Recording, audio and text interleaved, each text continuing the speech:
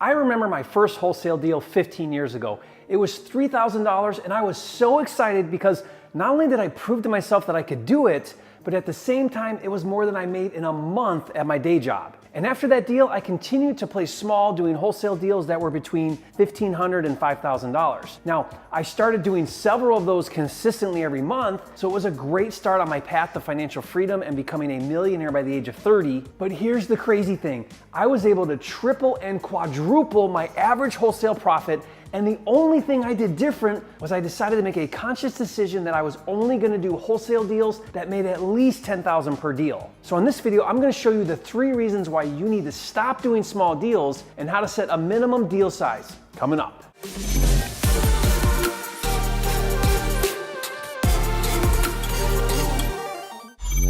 Hi, it's Jerry Norton, and on this video, I want to help you step up your game and help you stop doing small deals. Most wholesalers, especially in the beginning, are comfortable doing wholesale deals that make $5,000 or less per deal. Now, if you're just starting out, that's fine. But after getting a few deals under your belt, or if you've been flipping houses for a while, it's time to raise your minimum deal size and be willing to walk from small deals. The biggest thing you need to realize is that your job as a flipper is not to create deals. It's to find deals. You don't create a motivated seller, you find an already existing motivated seller. When you're trying to squeeze $2,000 out of a deal, you're spending time with someone who's not really motivated, so you're working really hard to create a deal. There is a huge difference between being a deal maker and a deal finder. A deal maker has to be an expert negotiator and has to work really hard to force a non-deal into a deal. A deal maker is willing to negotiate and come up on price. Being willing to negotiate and come up on price is hard to delegate.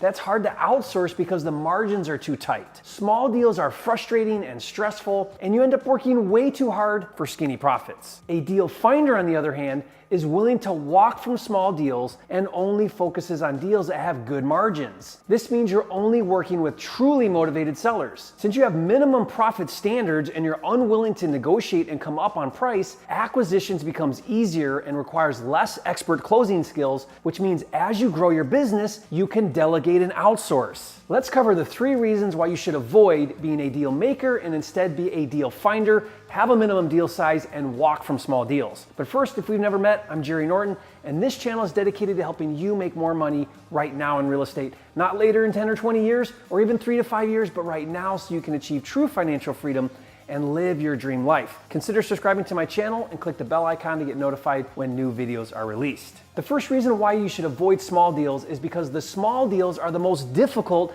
and complicated to close. Always remember, the more motivated the seller, the easier it is to close because the seller desperately wants closure. The less motivated the seller, the more challenging because closing is less urgent for the seller. The same is true for your cash buyers. It's 10 times more work to find a cash buyer when the margins are tight. You end up getting a less savvy, less experienced cash buyer, and you work a lot harder selling him that it's a deal. Reason number 2 is that small deals take a long time to close. The seller is less cooperative to close quickly and handle any issues that come up. I remember one of my most difficult deals. The seller wasn't ready to move out on time, and I ended up helping him pack up his stuff, and I even picked him up to go to the closing. And my wholesale fee was only $3,000. Now, reason number 3 to avoid small deals is a big one. When you are willing to walk from the deal and you do not negotiate, the deal size magically goes up. I can't tell you how many deals I've done where I was willing to walk from a deal and the seller came back and accepted my price. Sure, you'll miss out on some deals, but this will be offset by the number of deals where the seller comes up to your number.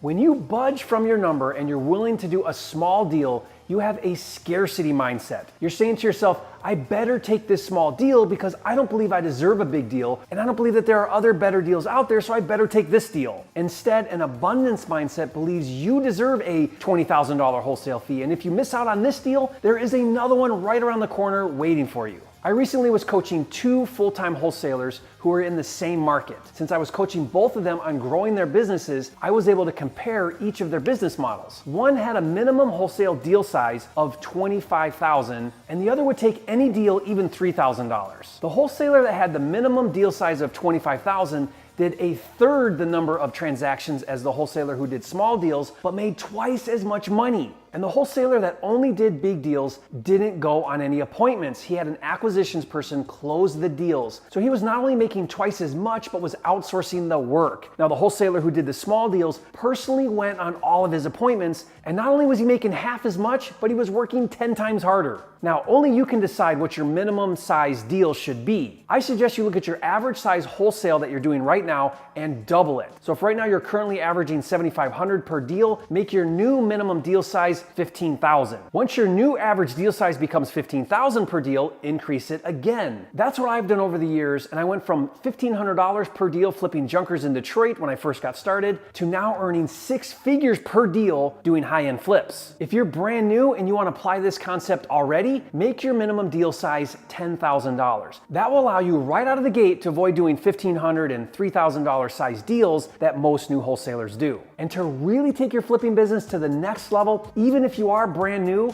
you need to get my Flipster deal management system. If you've never heard of Flipster, it's a cloud-based, all-inclusive house flipping deal management system. Not only does it organize, streamline, and automate all of the steps to flipping houses, but it actually finds and funds deals for you. So if you're looking to double, triple, and quadruple your deal size and profits, Flipster can take you to that next level. If you're into flipping houses, you owe it to yourself to check it out. Just click the link in the description. If you learned something in this video, show some love, hit that like button right now. And if you haven't yet, be sure to subscribe. I'm dedicated to helping you make more money in less time flipping houses so you can live your dream life. Click the bell icon to get notified when new videos are released. And if you want to take this same concept and apply it to fix and flip and start earning 6 figures per deal, be sure to watch this next video where I show you how to do it with 2 6-figure case studies. And remember, it's not about the money, it's about having the time and freedom to have, be, do, and give everything you want in life. That's what it's all about, and I'll see you on the next video.